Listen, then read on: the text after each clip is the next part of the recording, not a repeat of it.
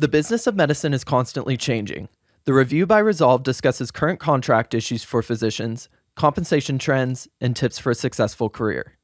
Every physician's contract and career is different, and nothing in this episode should be considered legal advice. If you have specific questions about your career, please consult with an attorney. Now, on to the show. Skyler Mickelson, welcome back to the review. Thanks for having me. You bet. We're going to talk about a kind of obscure paragraph in employment contracts for physicians today, the force majeure clause.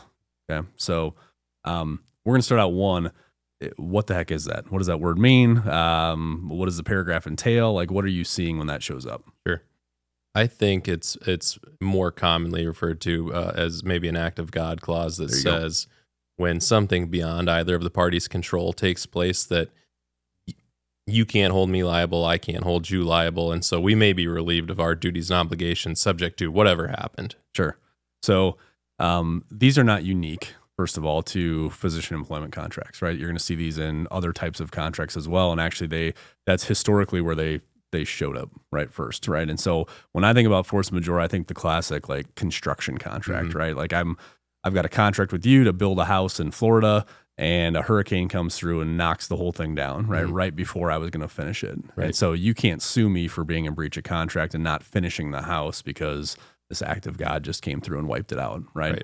So when they show up in a physician contract, like what are we worried about? What are we anticipating happening that they would need that? The recent prevalence of force majeure in employment agreements is concerning in the sense that they became more popular, I think, post-COVID. Right. And when you look at the language, the traditional force majeure language is going to say fire, earthquakes, flooding, and we get that. Right. What we're seeing more of now is epidemics, pandemics, you name it. And so without saying COVID, they're worried about another illness coming across and the financial ramifications that COVID had. This could be a way out, a quicker way out would be our concern. Yeah, so let's hit on that because what happened during COVID, one, I'm with you. I mean, we've been doing this for a long time. There were no force majeure clauses in physician contracts 10 years ago, and probably not even 5 or 6 years ago. It was after the pandemic hit that all of a sudden they started to show up, and I think the reason is because a lot of places stopped elective cases. They shut down practices because of COVID.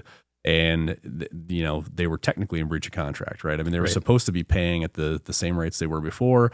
A lot of physicians got furloughed, they got their comp cut, they got let go, and I think legal on the side of the employers went, "Oh shoot, right? We didn't have ourselves covered on this, so we've got to start to bring this back in." So how when they're in the contract now, like what do we see? Are there notice periods? Is it immediate termination? Like how are they generally structured?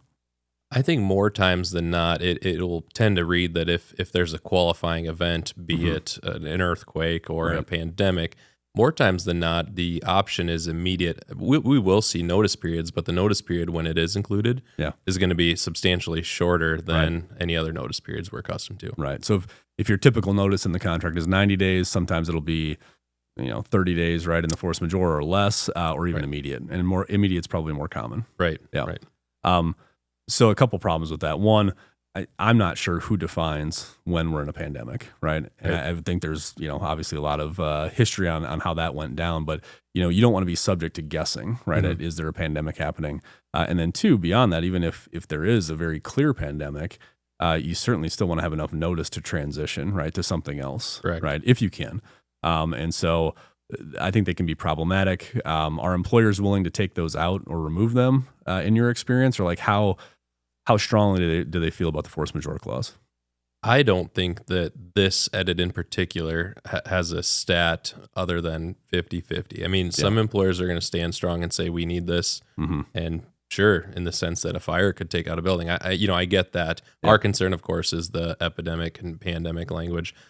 We get it removed just as often as an employer might say, hey, we need to keep this in here. Right. Yeah, they don't tend to feel as strong about it, right, as they do on some other provisions, in the contract. Certainly, right, compared to a non-compete. They're going to be a little more flexible here. Okay. So the takeaway is if you see a force majeure clause in your contract, right, be aware that it's there for things like COVID, right, like a pandemic that might come in. And, make sure you're comfortable if it's an immediate termination or Right. a short notice termination that could, impact you. And it did impact physicians, right, during the prior pandemic. So be careful on it. Anything else you want to add on that? I don't think so. Okay. Good job. Thanks, We'll Kyle. talk to you next time. Sounds Thanks. good.